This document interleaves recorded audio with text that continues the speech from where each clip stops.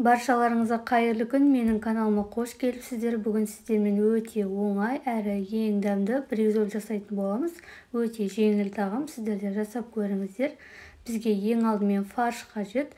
Фаршымызды дайындап, содан соң пиязымызды теркадан өткізетін боламыз майдасынан. Содан соң дәміне қарай тұз саламыз, және де қара бұрыш. Енді барлығын жақсылап араластыратын боламыз. Толықта араласып, дәмі кіруі қажет етке. Жақсылап араластырып алдық. Енді етімізді бөлетін боламыз, қанша жасайтынымызға қарай.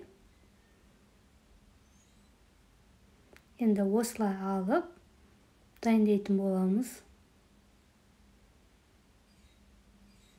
Пищевой пленкаға төсеп алсаңыздар болады. Егер де сіздерде пищевой пакет болмаса, осындай кәдімгі пленкаға салып, домалақтап шығасыздар. Осылай оқтаумен кішкене жайып алған дұрыс. Барлығын біркелкі жұқа етіп. Енді бізге бір жұмыртқа қажет. Жақсылап араластырып аламыз жұмыртқамызды. Кішкене тұз қоссаңыздар болады.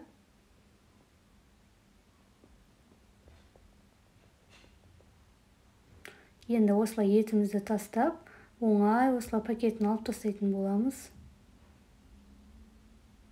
Тағы да бір рет көрсетейін, осылай оңай алынады. Енді табамызды қыздырып, кішкене ғана май құясыздар. Енді фаршымызды салып, баяу отта пісіретін боламыз. 10-15 минутта пісіресіздер, толықтай пісу қажет фарш. Екінші бетіне аударып.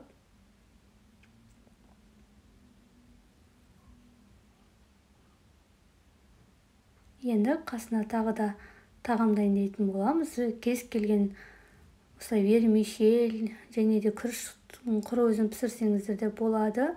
Мен бүгін осылай вермишель мен күрішті пісіретін боламын. Осылай қызартып, жақсылап пісіріп аласыздар. Қасына пюре жасасаңыздар да болады.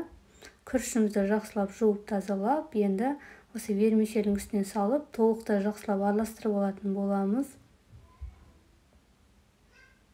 Күрішті де жақсылап қуырып алу керек, сонда езілмей, шашырап өте әдемі болып шығады. Осылай 1-2 минут жақсылап қуырып алдық. Енді шамалап су құятын боламыз.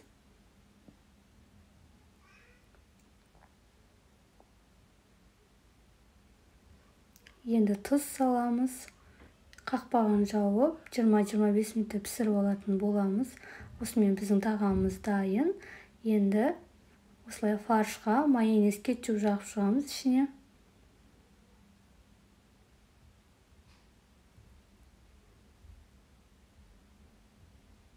Біреулер ішіне помидор, огурцы салып жатады. Әрине барлығы өз қалауларыңыз. Енді жақсылап осылай орап алатын боламыз.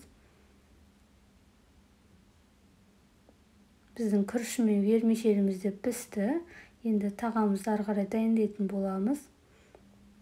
Осылай ыдысқа салып ұсынсаңыздар өте әдемі көрінеді. Тағамыз осылай өте әдемі болып шықты. Қасына салат қоюға да болады. Менде соленый огурцы. Сіздерге видео ұнаса лайк басып, комментарий қалдырып кетіңіздер. Менің каналыма тіркелмеген болсаңыздар, міндетті түрде тіркеліп алыңыздар. Каналымда күнделікті жаңа рецептер шығатын болады. Барлығы оңай рецепттер. Тағы да бесіне осылай майонез, кетчуппен сәндесеңіздер болады. Біздің тағам дайын. Осылай өте әдемі әрі дәмді болып шықты. Баршаларыңызға ас болсын.